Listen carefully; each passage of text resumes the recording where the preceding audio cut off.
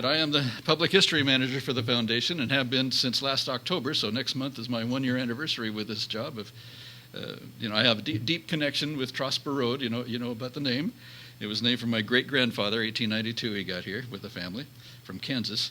And we're also related to one of Tumwater's founders, Jesse Ferguson. So that goes way back to 1845. Trosper's bought 60 acres from Uncle Jesse, and we still have 25 acres left of the original that we live on. And my mom and wife are here, and we live next door to each other, and the kids and grandkids, and we're all in the same town. Don't have to travel around the country to see our grandkids. So it's a real kind of a unique thing that's not so common anymore. If you go back, you don't have to have the deep roots is what I want to get to, though, in order to have an interest in local history. After all, if you go back far enough, we're all immigrants to this beautiful part of the country.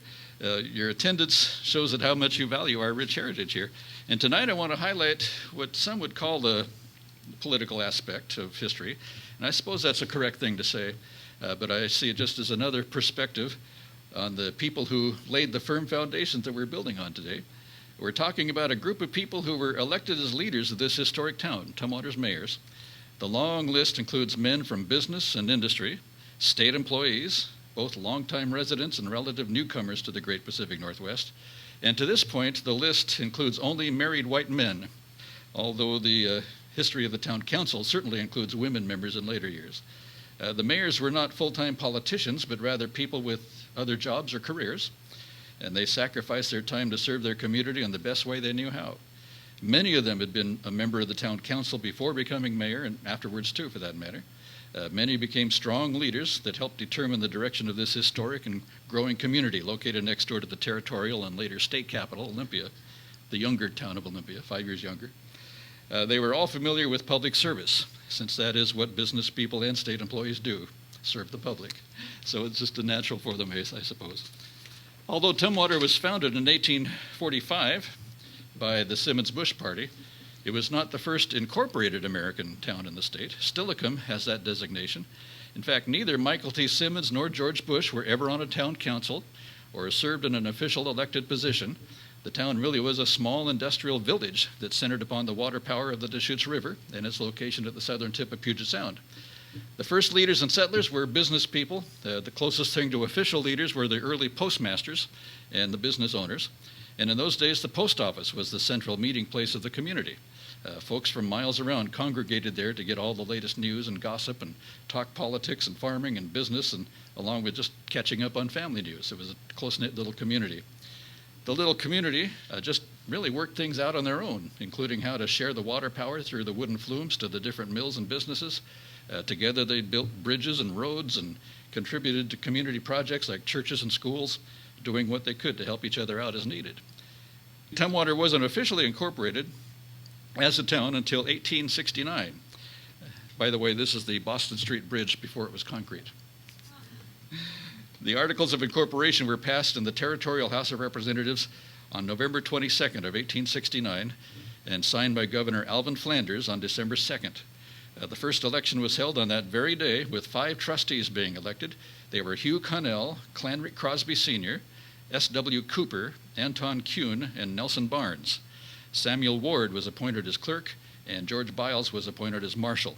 There was no official title of mayor at that point. The council voted among themselves a president of the board. So we call him mayor, but it's actually a president. They chose Nelson Barnes. And the Articles of Incorporation also called for a magistrate to be appointed from the board to hear, quote, hear, determine, and enforce complaints and violations of the town ordinances, and to examine all parties arrested by the town marshal, unquote. Clanrick Crosby was appointed to that position as town marshal, and he and the clerk treasurer were the only ones who could get any compensation at all. And the article stated that the marshal shall receive comparable pay as other constables in the area. So that was his pay. We don't know what that is exactly.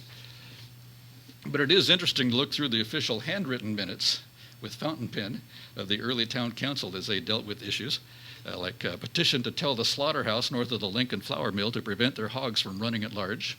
That was an ordinance. Another meeting appointed Biles and Crosby to locate a site for a new bridge and road across what they called Deschutes Creek, which is this bridge here. An ordinance in 1870 passed giving a franchise to Horton's Washington Water Pipe Manufactory and Water Company to supply pure, fresh water to Tumwater residents, and they laid the wooden pipes that they manufactured and had the right to sell the services rendered at a fair and reasonable and uniform price. There was another ordinance that I found that was passed about hogs again, and that allowed them to be arrested if found running at large within town limits. So I suppose the marshal had to do that. I don't know. But let's get to the first mayor, or to be more correct, the first president of the Tumwater Board of Trustees, Nelson Barnes. He was from old Puritan stock in New England, from Rutland, Vermont. His wife, Anna, hailed from Springfield, Massachusetts. Before moving far west, Nelson moved his family in 1822 to Brockport, New York, and became a contractor in the digging of the famed Erie Canal. He then moved the family out to Fort Wayne, Indiana, and their son George and his family then crossed the Oregon Trail in 1848 on the way to the California goldfields. The son, then in 1849, went to San Francisco, took a ship to Panama, and crossed over to the Caribbean side and boarded a steamer to New Orleans and then up the Mississippi and Ohio to come back to Indiana to once again cross the plains on the Oregon Trail in 1850, this time with his parents, to Oregon. So that's interesting. So Nelson Barnes was his father, and Nelson arrived in Tumwater in the spring of 1852, worked in the sawmill business at the Falls until he retired. And he was called Father Barnes by many people due to his Puritan background. He was among the community business leaders who helped to build the first Tumwater Methodist Church on the hill and erect it debt-free. Nelson was viewed by some as a rather eccentric personality, although he was known for his cheerful greetings. One story related about the reception he gave to the new incoming pastor who would ride the circuit from his base at the Tumwater Church. His name was T.M. Reese. So when Reese introduced himself to Barnes, Nelson told him that there wasn't a good enough variety in the preaching they were getting, preaching the same sermon using different texts. So when Reverend Reese asked if Mr. Barnes had the key to the parsonage, the reply was, "Yes, sir, I have, and I'm going to keep it. We don't need a preacher. I'm tired of this fiddling on one string." So Reese didn't know what to do. He was the new pastor. He went to a fellow church trustee, James Biles, and told him of Barnes' reaction. And Biles told him, "I can manage Nelson. I will go with you." And then together they approached Barnes. And Biles spoke first and said, "Nelson, this is Brother Reese, our new preacher. He wants to bring his family and would like to look the parsonage over if you'll let him have the key." And Barnes replied, "Certainly, I'll go over with you." And from that day onward, Nelson Barnes was one of T.M. Reese's most loyal supporters. Apparently, that seal of approval from James Biles was of a great value in Tumwater circles, I guess you'd say. Another cute story of Nelson Barnes, I'm going to move a little bit, comes from a later, more famous pastor, Ebenezer Hopkins, on the left there, leading a wedding. Let me quote his own writings here. I don't know what his voice sounded like. It sounded like a preacher's voice, I guess. But he says, "At the very commencement, I discovered that there were many things for me to learn. Soon after we had become settled in the parsonage, a man from out of town called and asked me if I did not want some spuds. Not knowing what they were, I told him that I guess I did not. And he said, 'They are fine, and I want to give you some.' So when he took them out of the sack, I said, 'Oh, where I come from, we call them potatoes.' So he laughed heartily and said, 'We call them by both names.' So Nelson Barnes called at the parsonage and asked me to take a walk with him. He owned quite a large tract of land adjoining Tumwater, Barnes Lake area, actually. And after showing me the boundaries, he said, 'I want you to take all the firewood you can use. The best fuel we have in this country is the bark from the fir trees and the stumps. Walter will bring you a spud.' I thanked him for his generous offer, but wondering how he thought I could skin bark that was 6 inches thick with a potato. So when the spud came, it was an iron bar about 4 feet in length. I said, 'I thought you were going to bring a potato.' 'A potato? What do you mean?' 'Well, your grandfather said you'd bring a spud.' I bought something from a man which he called spuds, and they turned out to be potatoes." So another laugh, and then he added, "In this woolly West, we have 2 kinds of spud. One we eat, and with the other, we skin logs and stumps." So kind of a cute story I found about it.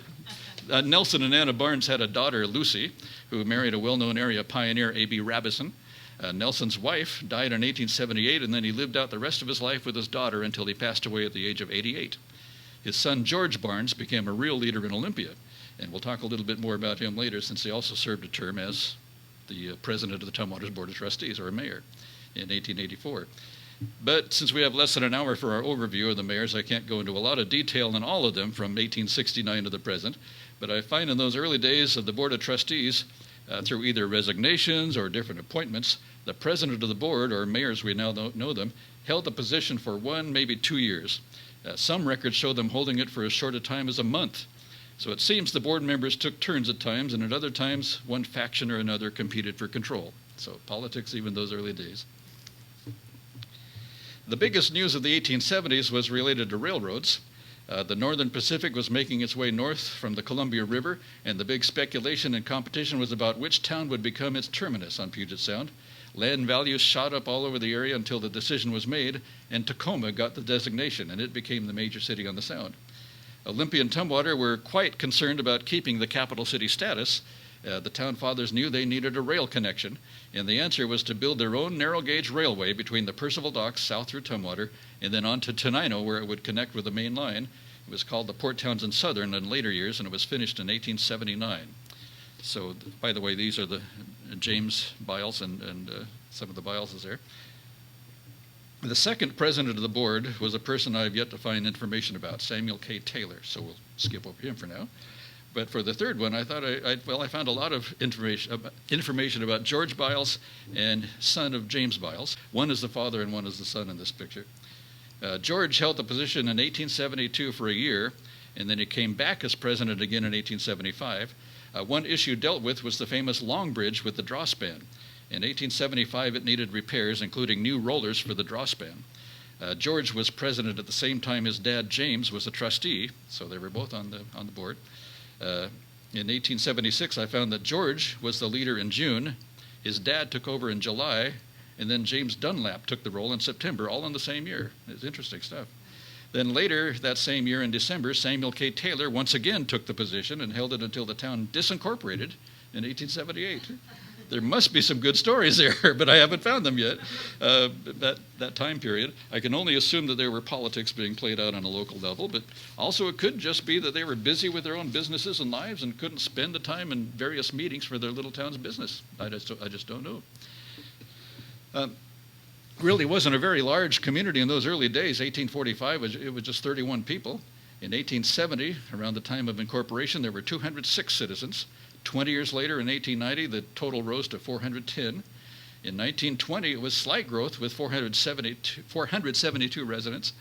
In 1940, the town grew to 955, and then 2,725 in 1970, 9,976 in 1990, and by 1995, we hit a population of 11,000. Our last numbers that I found were from 2014 with a total population of 18,800, making Tumwater at that point the 52nd largest city in the state. And now, something to be proud of, we're the 52nd.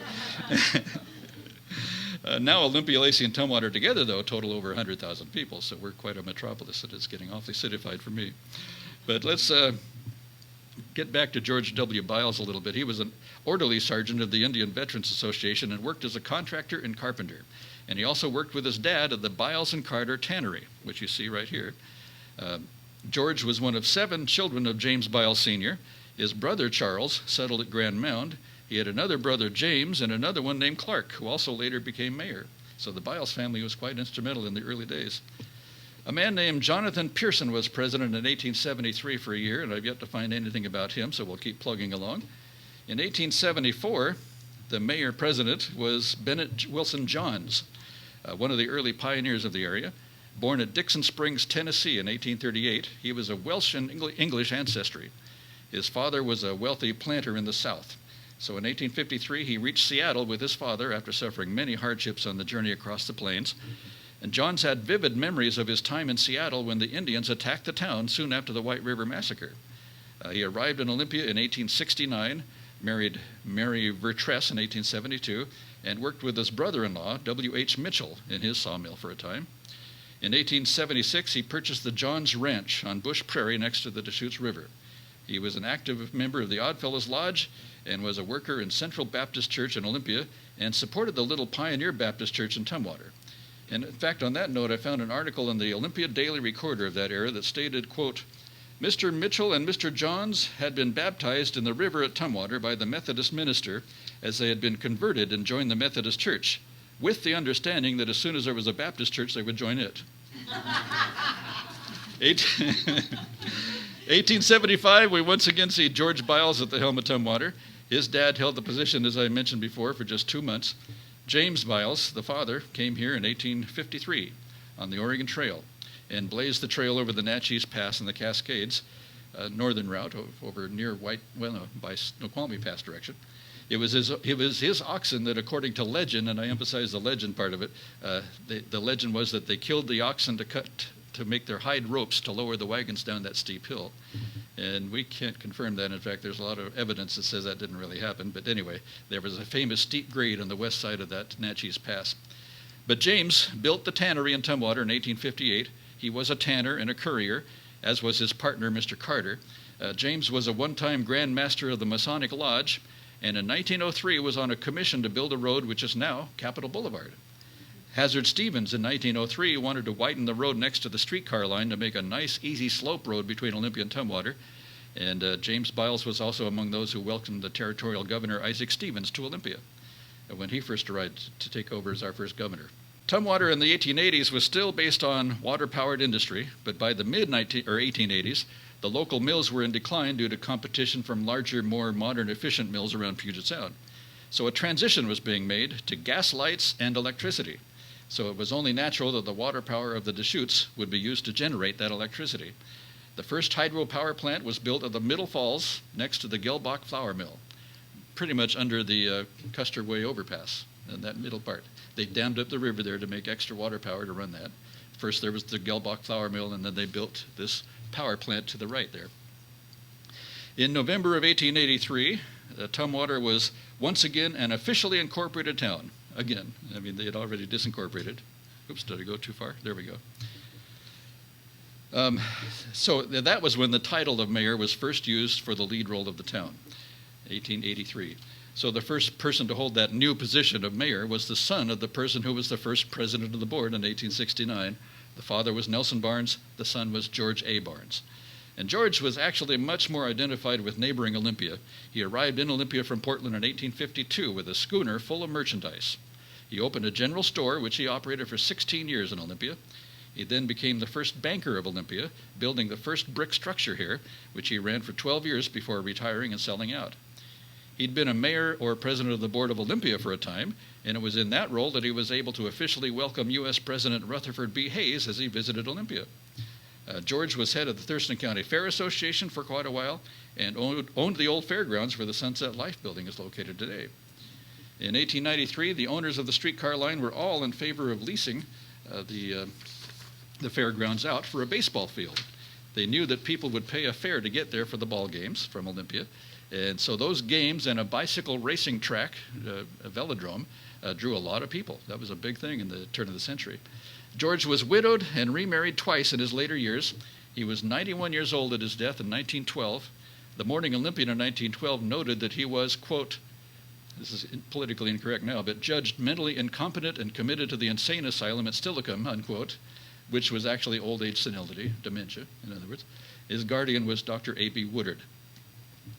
So in 1889 and 90, I have a difficult time on our list of mayors. Some records list our next mayor as R.G. or Robert Esther Lee, but I'm unable to confirm that he was ever actually our mayor. I can't confirm that. I can confirm he was on the town council, and he was on the local school board for 5 years. He came to Tumwater in 1870 and owned a planing mill on Tumwater's waterfront. And the mill burned to the ground in a late-night fire in 1896. And the speculation for the cause was that many hobos were seen in the area at that time, and they may have caused it. Street people of that era.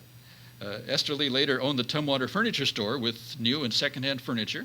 He was also a photographer and took a very nice picture of his beautiful Queen Anne-style home with all the fancy trimmings, all manufactured at his own mill in Tumwater. As for being mayor, I don't think so, though. It's hard to confirm since some of Tumwater's council minutes are missing due to a disgruntled citizen burning some of them in the town hall wood stove as a protest about something regarding water rights for franchises up on Tumwater Hill. And that was a story related to me by the late Jim Brown, so he had a great story about that, but that's why so many of the minutes are missing. Our next mayor for 1 year was in 1890, C.D. Bozell, B-I-Z-Z-E-L-L, and I've yet to find anything about him, although I do know that in October of that year, Tumwater held an election to reorganize the town of Tumwater to become a fourth-class municipality. And that measure passed 38-12. Shows the population then. So after him, we have another Biles family member taking the role of mayor for a year in 1891. Clark was another son of James Biles and brother of George Biles. He would have held the post longer, but he was stricken by illness and died in office. I'll quote from the 1892 Morning Olympian here. "The mayor of Tumwater passes away from earth. Clark Biles, mayor of Tumwater, died at 7:30 yesterday morning of typhoid fever after an illness of more than a month. Mr. Biles was born in Kentucky in 1848 and was therefore in the 44th year of his age. He came to Mound Prairie with his parents in 1853 and removed to Tumwater in 1860 and has since resided there. The deceased was a public-spirited citizen and at the time of his death was Tumwater's mayor. He was a man of excellent character and of exceptional business qualifications. He succeeded his father, J. B. Biles, in the ownership of the tannery at the Lower Falls and was in prosperous circumstances. He married Miss Crawford, an Olympia lady who survives him. He also leaves a son." End quote. One interesting historic note says that Clark Biles was a member of a survey party that explored the Snoqualmie Pass in the early 1870s for the Northern Pacific Railroad. So another little factoid I came across. Tumwater in the 1890s would have been in real decline due to the economic recession going on around the nation, especially on the West Coast, except for an event that shaped our town for decades, and that's the visit to Tumwater from Montana resident Leopold Schmidt, the founder of the Capital Brewing Company, which later became the Olympia Brewing Company. I briefly mention it now since the brewery greatly affected our town's government, making the 1890s a real pivotal year for our history. On January 14, 1892, the town council elected C.D. Lindley as mayor to fill the vacancy left by the death of Clark Biles. And I don't know much about him yet, except that he stayed on the council after his brief stint as mayor. His son Charles was an electrician at the Olympia Brewery and later began a business in Olympia. So that's all I know about him. We come to some other mayors of whom I know very little about at this point. One of them is Abiathar or Abe White Marsh. Served 2 different times as mayor, once in 1895 and then again in 1910. And so I'll come back to him in just a little bit. I have a photo of our next mayor, and that's Harry B. Cusack. All I found out about him so far is that he was an Olympia Brewery employee and may have been the Tumwater chief of police in 1903. And although that could have been his son, I'm not quite clear on that. Another mayor with very little background info so far is William A. Avery, mayor from 1900 to 1902. So now we're in the 1900s. The December 1898 Morning Olympian had a brief note that said, quote, "Thursday evening, a meeting of the voters of Tumwater was held at the office of George Gelbach, and a ticket nominated to be voted upon Tuesday next. There are 5 offices to be filled, mayor, 3 councilmen, and treasurer." So the nominees were Mr. Avery as mayor, A. White Marsh, John Rison, and Lon Knowlton as councilman, and George W. Hopp as treasurer. So this maybe is a good spot in our timeline to briefly mention a sad story of the town's treasurer, Charles Hart. In the spring of 1898, Charles embezzled the town treasury for an amount of $772. And once discovered, he left the area in fear and was found 3 years later running a store in Leadville, Colorado. He was arrested, extradited, and made to stand trial here in Olympia. So when I first discovered that story, I was pretty judgmental about Hart and what he'd done. But then later on in my research, I found more information that really changed my feelings for the man. September of 1896, Charles' young wife, 26-year-old Maggie, died suddenly of blood poisoning. And the young couple had 2 daughters, ages 8 and 6, and relatives living in South Union. There was just great sorrow and grieving for all, especially so for Charles. He was so bereaved that he had to leave his business in others' hands for a time, which was the Palace Market, where he was a butcher. And when he returned, he found the business mired in debt. He tried to recover, but was unable to do so. So he was serving as Tumwater's treasurer at the time and gave in to the temptation to use the town's funds to help keep himself from business failure. So when he realized just how deeply in trouble he'd become and that he was about to be found out, he got frightened and left the country. Once caught by Sheriff Mills and brought here from Colorado to stand trial in Superior Court, he made a strong plea for clemency. The prosecuting attorney concurred with the plea for the lightest possible sentence, and Charles got 6 months in county jail with a sentence to be suspended for good behavior. So Hart paid back in full the amount taken from the town of Tumwater. So it's a sad story that took place during the mayorships of White Marsh and Cusack, Avery, and the next mayor in our story, which is George W. Hopp. He became mayor in 1902 and 03. At this point, all I know is that he was a Republican and owned a fruit drying establishment in Tumwater. He was also appointed in 1900 as postmaster at Cape York, Alaska. located about 100 miles northeast of Nome. I'm not sure how long he was there, but it looks like he came right back to Tumwater. I think I would too. As mayor, he hosted the new governor, Albert Meade, in 1904 as he made his way through Tumwater from Shelton to Olympia, meeting citizens along the way. So our Mayor Hop was able to greet him. In Tumwater's history, the name Schmidt comes up often. The family began the brewery and quickly became the major employer of our area, making Tumwater and Olympia famous. Leopold Schmidt and his brother Louis built the original brewery complex on the property that was once owned by the Biles and Carter Tannery and the Tumwater Ice Company.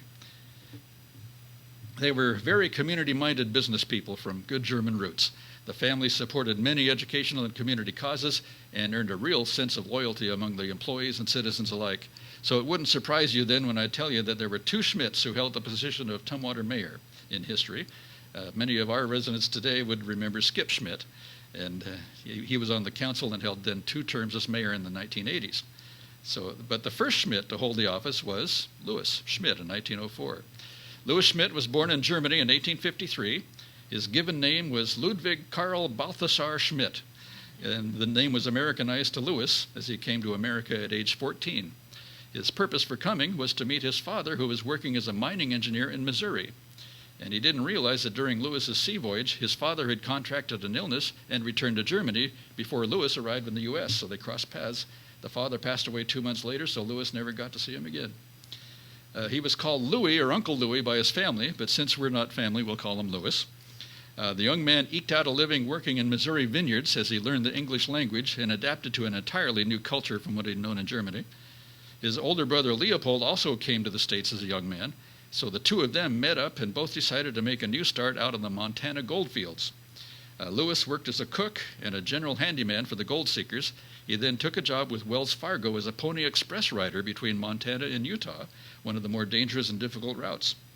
By 1882, he began to work for his brother Leopold, who had built the largest brewery in Montana. It was in the town of Butte and was called the Centennial Brewing Company. When Leopold visited out west and discovered the property near Tumwater Falls, they decided to make use of the pure artesian water found there and start a brewery.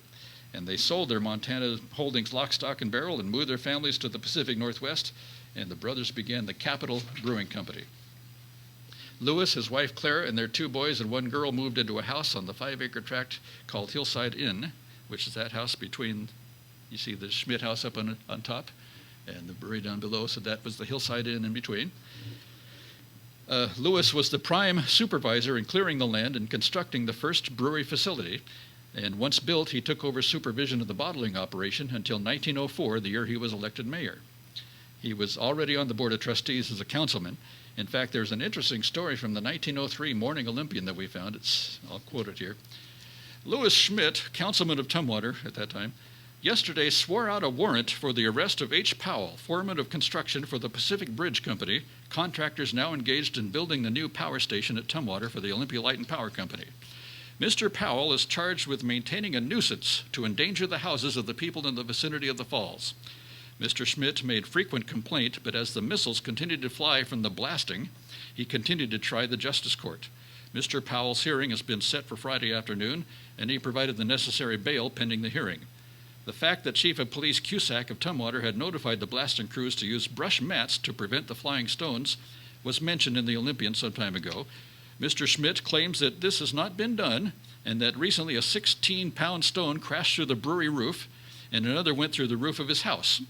The contractors claim that it is a difficult matter to prevent, and that they are acting as careful as it's possible to do, and are willing to do even better if possible, end quote. So quite the story. Blasting, sending rocks to the roofs of all the buildings.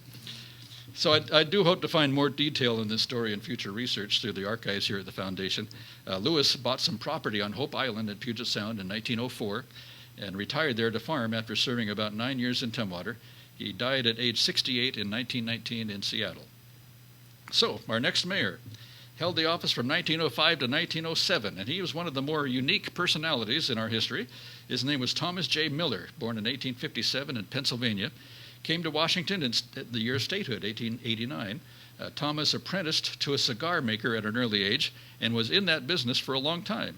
When he moved to Olympia from Aberdeen and Tacoma in 1891, he became proprietor of the Olympia Cigar Factory, which featured 10-cent cigars with brand names such as Olympia Girl and Grand Eagle. So he was a cigar maker.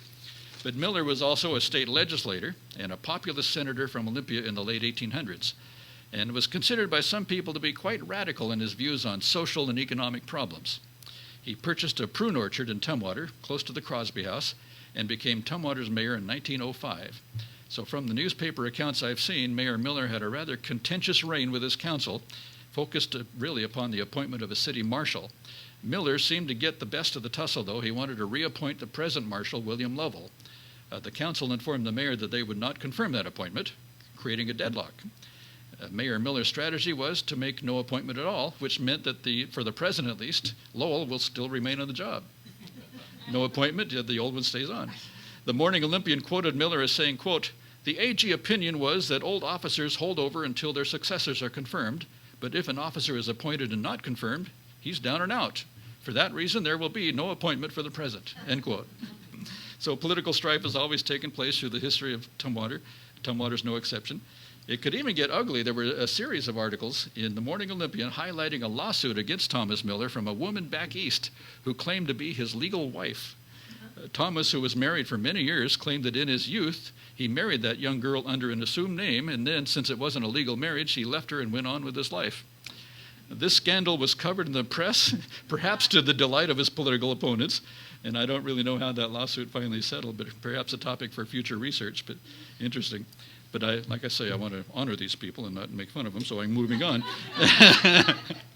But let's move on through the early 1900s. The next person was mayor for 1 year in 1908, after Thomas Miller vacated the office to move to the country. Councilman Turner was chosen mayor pro tem by the council until a permanent mayor could be chosen, and that person had a last name that is almost familiar to me. His name was Walter N. Waddle. Now, I don't know if he's related to the creek, Waddle Creek, but I don't think so because it's spelled differently. But more research is needed on Mayor Waddle. So interesting. 1909 and 1910 brought back a previous mayor to the office, Abiathar or Abe White Marsh. He had a sawmill for some time in Tumwater at the end of the famous Long Bridge. And again, I know very little about him, but I did find that the appointment of a town marshal was once again the object of contention. Mayor White Marsh wanted to appoint William Lovell, but he got only 2 of the 4 council members to confirm. Henry B. Loeser was appointed the year previously, replacing Lowell. Mayor White Marsh refused to make the deciding vote, and since Councilman Peter G. Schmidt was absent and couldn't make a vote, the matter was deadlocked.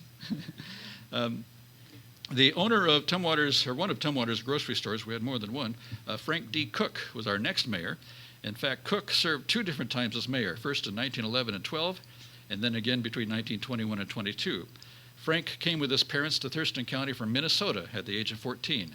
And he had quite a list of accomplishments, really. He was a school teacher for about 7 years, teaching at places well known, such as the Hayes School, and was also a principal of Tumwater School on Tumwater Hill, Gate City School to the south of us, Garfield School on Olympia's west side, and he also served for a number of years as clerk of the Tumwater School Board.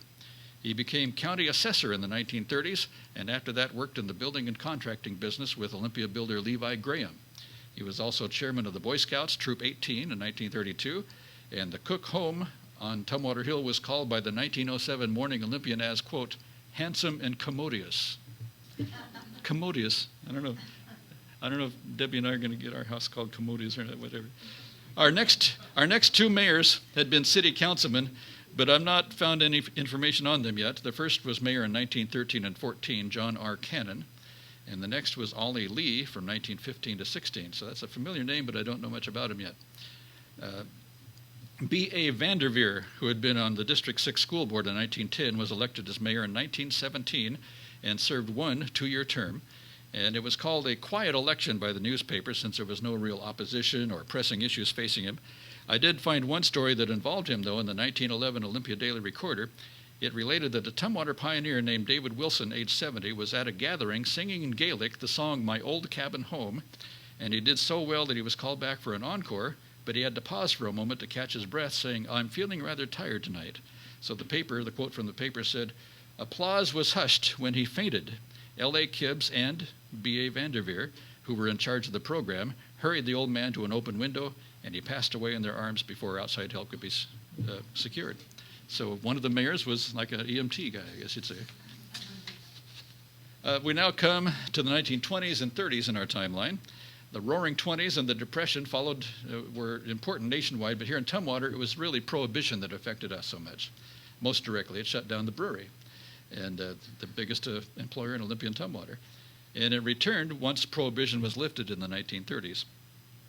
But one of our most respected mayors in Tumwater held the post 2 different times. The first time from 1923 to 28, his name was Ray Johnson. And we'll talk more about his productive time in office as we get up to his second term that began in 1941. I've not yet found a lot of information on our next 3 mayors in line chronologically. The first one of those was 1929 and 30, Robert C. Hanna. I know Hanna is an old Tumwater name for generations, so I'm sure I'll be able to find out more about Robert in the future.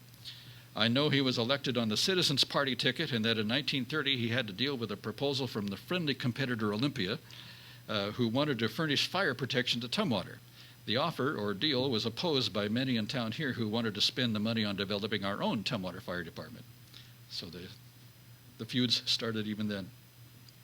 The second of the 3 mayors was from 1931 to 34, and his name was Robert McIntosh. And I know he was born in Nova Scotia in 1859 and came here in 1884, where he was a logging operator who logged with cattle. McIntosh bought the White Marsh sawmill, apparently with the help of the Olympia Brewery, who needed a supply of lumber for both their improvements and for boxes used by the brewery. So he called it the Olympia Woodworking Company. McIntosh was quite active in civic affairs, in his later years especially. He died in 1941 at the age of 82, and his son Albert is credited for building the Schmidt's 3-meter home in 1904 that we're in tonight, which we call the Schmidt House, the current centerpiece of our local history efforts here at the Foundation, with the help of the city of Tumwater.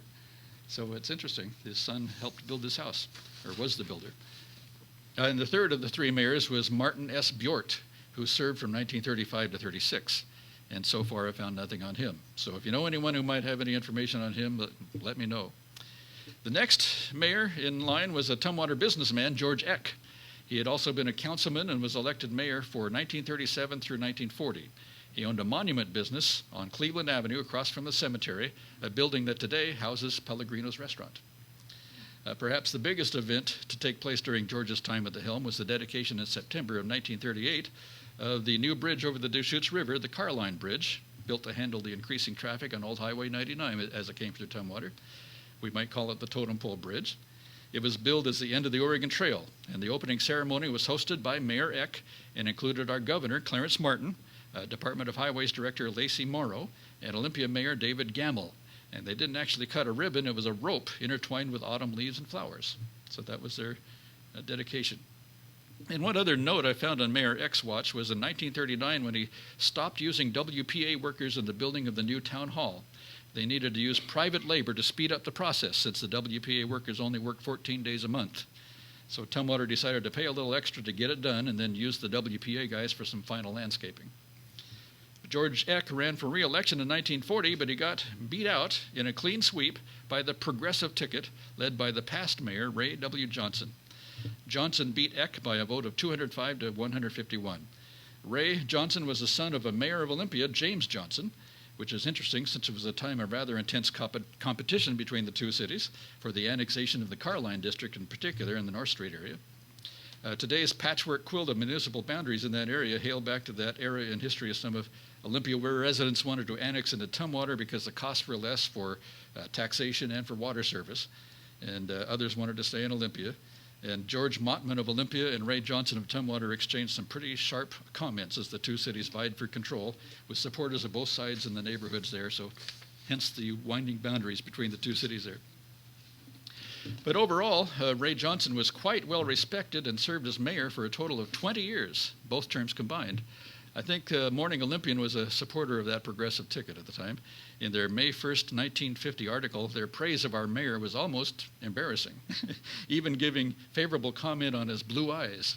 I quote from that article here. It says, "Tumwater is in fact one community where the keynote of all activities may be summed up in one word, progress. This progress has been led in recent years by a fine slate of capable city officials. Heading the list is the mayor. He is Ray W. Johnson. Experienced and able, Mayor Johnson's light blue eyes have themselves seen a good deal of Tumwater history made. He was first elected to his present post in 1922 and has occupied his position most of the time since then," end quote. I'm not so sure today that the Olympian would comment on the color of our mayor's eyes. What are your... Brown, okay. Okay, we'll let the Olympian quote you. Tumwater had truly grown under Johnson and his staff, which included Chief of Police Harry Weaver, Judge Tom Loeser, full-time patrolman John Grunenfelder, and Fire Chief A.W. Reed. And there was a lot of annexation under Johnson's years as mayor, mostly to the south. There was much new residential construction, a new modern sewage system, shopping centers. The Tumwater Armory was built, Chambers Packing Company on the hill east of Tumwater Valley, a lot of growth in the Olympia Brewery, Western Metalcraft operating the old brewery facility by the water, and all of it causing just real growth pains and stresses on the Tumwater schools. This led to the eventual building of Peter G. Schmidt Elementary to the south. A lot of that growth was spurred on by the determination of the route of the new interstate highway system, or I-5. That was settled near the end of Ray Johnson's term. He was quoted as saying, "If they come this way, they're going to have to help us," end quote. And help they got. Out of that deal to come through the middle of our Tumwater, our old town, we got a sewer system and a water system and an overpass and an underpass, a bridge over the freeway at Custer Way, and a full-service interchange at Trosper Road, which led to great expansion there with gas stations all over the place, the Southgate Complex, the Tyee Motor Inn, Charlie's Trailer Sales, and more. So much happened in Tumwater during the mayorship of Ray W. Johnson. Are you still with me? I'm getting long here. The next mayor from 1957 to 58, this is the Tyee, by the way, came from the ranks of the city council, and his name was George Jackson. And I've yet to find much information on him. I'm sure there's going to be some that we can find, but without input, I don't have anything yet, so we'll find out more. And also our next mayor, Frank Phillips. And I know he was in office from 1958 to 1962, and so far, really all I know about him is that he owned a grocery store in Tumwater. And since 1929, and as part of that business, he rented freezer lockers for customers to store their meats, which I remember as a kid, the Holden's Tumwater Food Lockers on 2nd Avenue, they had the lockers also, and we stored frozen meats there for a while with the Holden family. But anyway, I did find a good amount of information on the next mayor in line. From 1962 to 64, the mayor was Ray Inslee. He's the man in the top center, along with his council and staff people there. In fact, you might recognize on the far left a very young Jim Brown with the glasses, and Wes Barcliff next to him. And I'm not sure the other folks. I need Jim around to kind of tell me, I guess. And you see the painting in the background of the wagon train. That was donated by Peter G. Schmidt to the city of Tumwater. And we have it here, I think it is now. He served 2 years on the council, Ray did. I had the opportunity to interview him when he was still living. He was 2 more years on the council, and the total time in office was 6 years serving Tumwater. Ray was born in 1926. His parents had moved here in 1916. They had a 5-acre farm located on the corner of Cleveland Avenue and Inslee Lane. He attended the Hayes School and was in the Navy during World War II. He got a job with the old Highway Department, today's Department of Transportation, and he worked with them from 1951 to 1978. When asked what motivated him to get involved in local politics in Tumwater, he said he was concerned with the growth issues in the town and wanted there to be more planning for that growth. And that was his major issue as he came onto the council when Frank Phillips was mayor. So as for his supporters, some of the names would be recognized by many of us older folks, names like Tom Loeser, Jim Brown, Wes Barcliff, Dale Johnson. Dale Johnson, by the way, as a side note, had at one time owned a grocery store on the corner of Cleveland and Custer back before Egan's had Big Tom's there. I didn't realize that until I found that. But the main highway came through there at the time, and the chicken coop was over on one side and the Dale Johnson's grocery store on the other side. I did ask Ray Inslee about some of the city staff under his mayoral term, and he said the police chief at the time was Bill Couch, very famous name in Tumwater. He had a force of 4 to 5 officers at that time. The fire chief was Bud Ridgway, Tumwater's first full-time fire chief. And one of the main issues he dealt with, along with his council, was the remodel of the city hall, which also housed the fire department down below. And he said when the bell rang, all the brewery workers ran across the bridge to man the fire trucks. So the brewery workers were the fire department, really, for the most part. And he said there was what he called a healthy competition between Olympia and Tumwater, and that he continued to believe that it was best for Tumwater, Olympia, and Lacey to remain separate entities and not combine into one large city. And I agree with him. Unless Olympia wants to change their name to Tumwater, and then maybe we could talk, but anyway.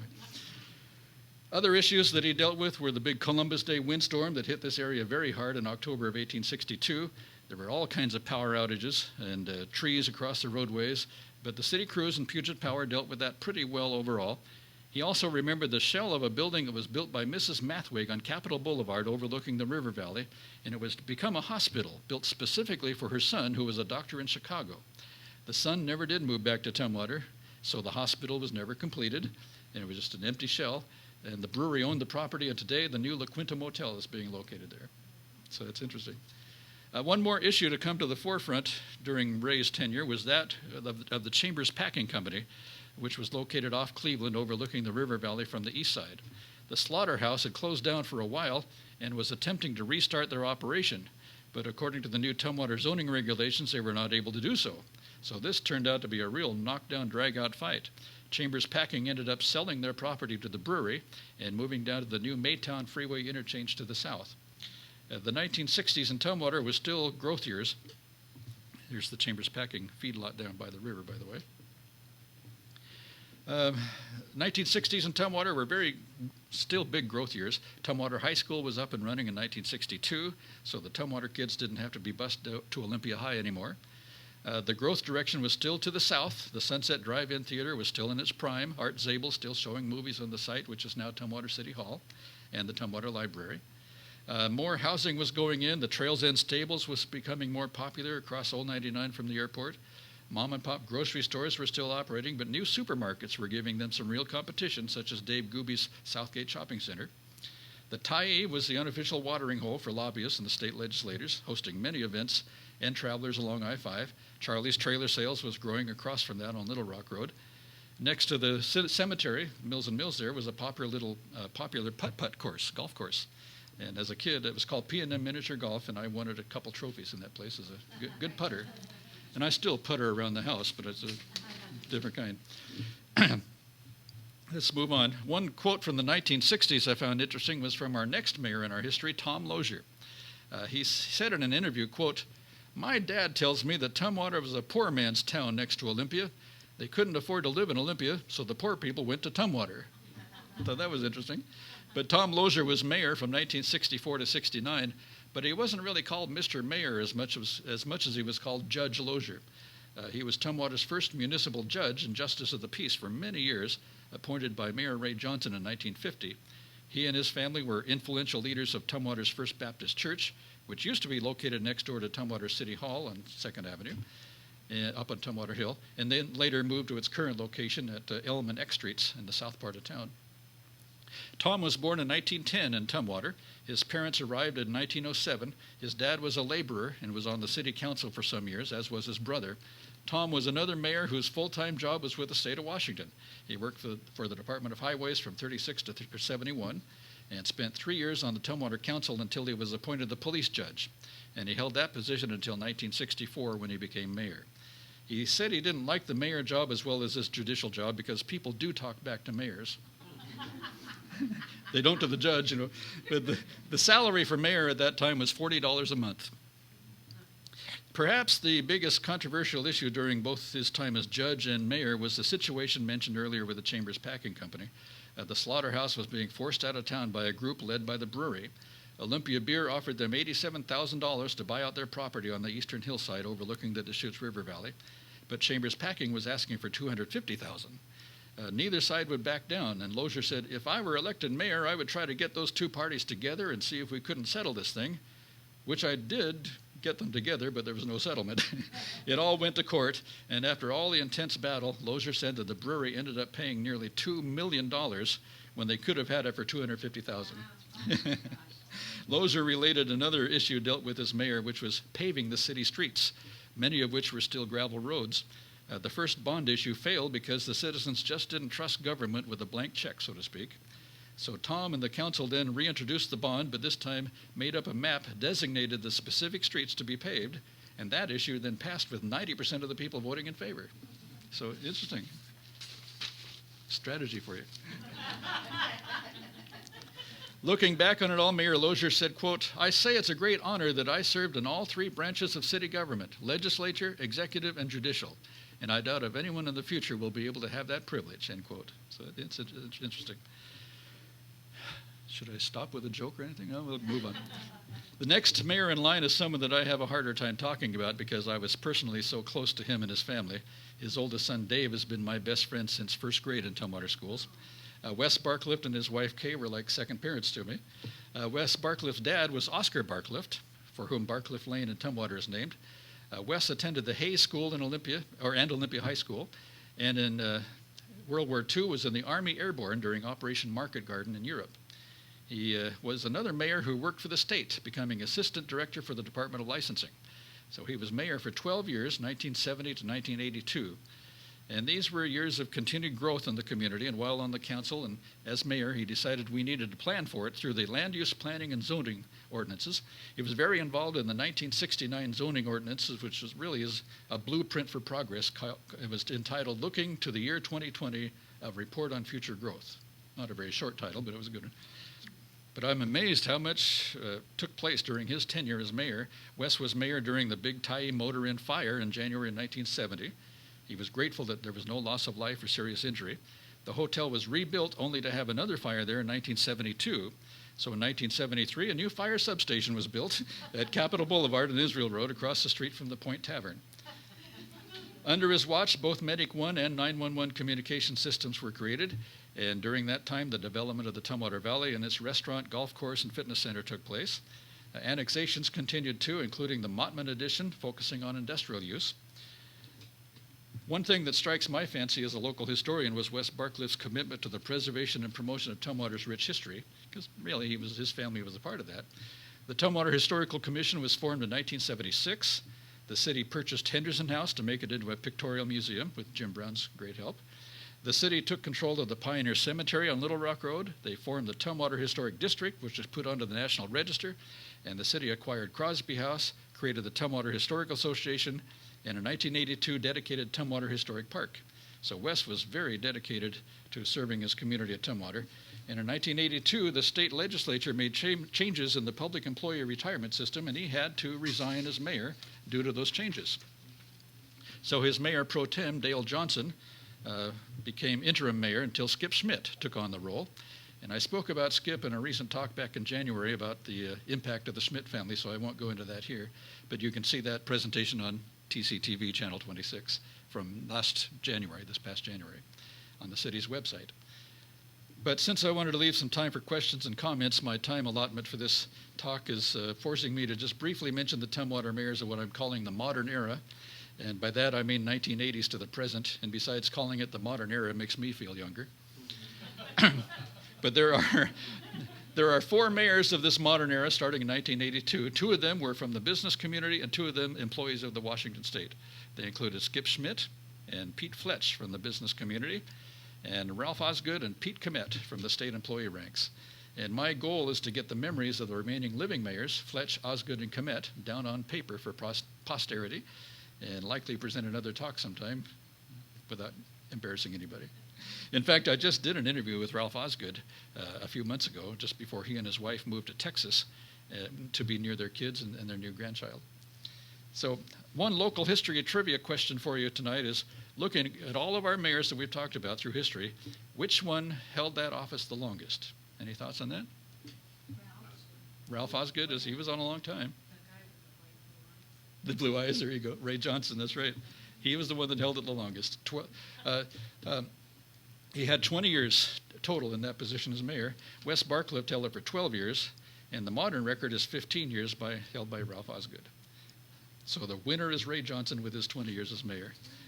So we'll see how long Pete going to break a record. We'll see. So as you can tell, there's certainly room for more research on this topic. And if you have any interest in such a project or maybe have some information or photos about it, let me know here at the Olympia Tumwater Foundation.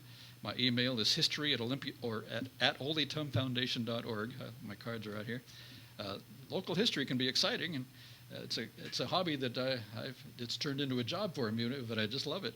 And so I encourage you to check out our website for more historical information about our South Sound area, and that is olytumfoundation.org. So thank you for joining me today. It's always fun talking over old times. Any Q&A, questions, answers, comments, memories you might have of one of the mayors? Yes? Well, I was just curious, when we looked at the population growth, what were some of the factors? And it looks like that it was the 60s and 70s where we started to get exponential growth.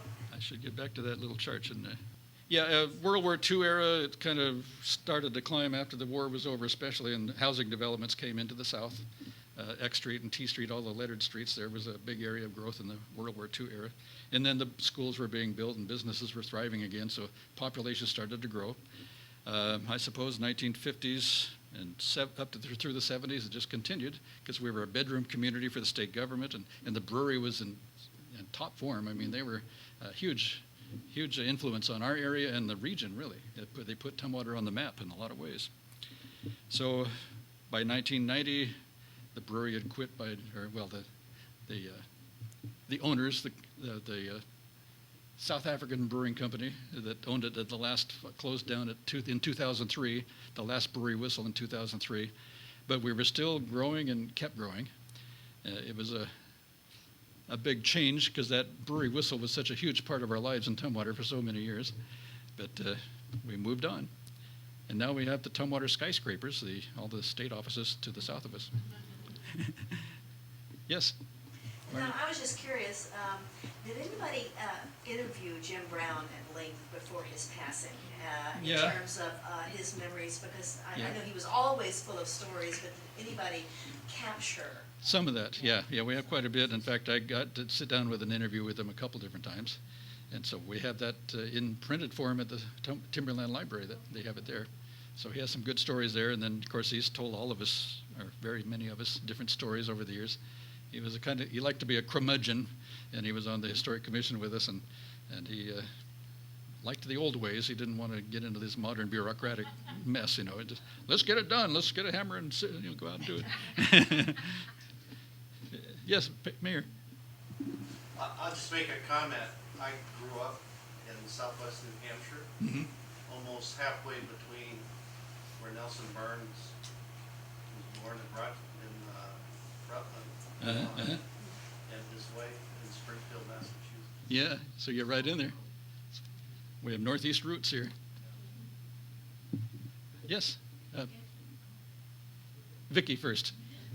Any idea of why, was it Lovell, why he was so controversial? Sheriff? Yeah, I didn't find out the specifics of why, the town marshal back and forth on that. It was politics being played, and one faction wanted one and one faction wanted the other, so that could stand some more research on that one. Yeah. And you had a question or a comment? I was just going to mention that I came here in 1976 as the general manager of Inner City Transit. Huh. And did you know my father-in-law, Robert Wood, sure. Street superintendent? Yeah. Debbie's dad? At that time, there wasn't a lot of partnership between the three cities. Yeah. And Inner City Transit was one of the few municipalities that kind of bridged the three together. And I really believe that because of Mayor Bartlett. Well, thank you again. I'm glad you came. It didn't turn out to be 35 people, but that's all right. A Friday night, this is a pretty good turnout. But we are going to have our monthly history talks again now, starting in October. So it's October 15th is the next one. We have our schedules out there. Feel free to take one of those with you. And so every month we'll have a different speaker here. Tracy Repstock of the State Archives will be here for October. So, yeah, at noon. Huh? You'll want to get here about 11:30 though, because it's not by reservation. It's first come, first seated. That's when the front seats fill up. All right. Thanks again so much. Thanks for coming. Stay along for cookies.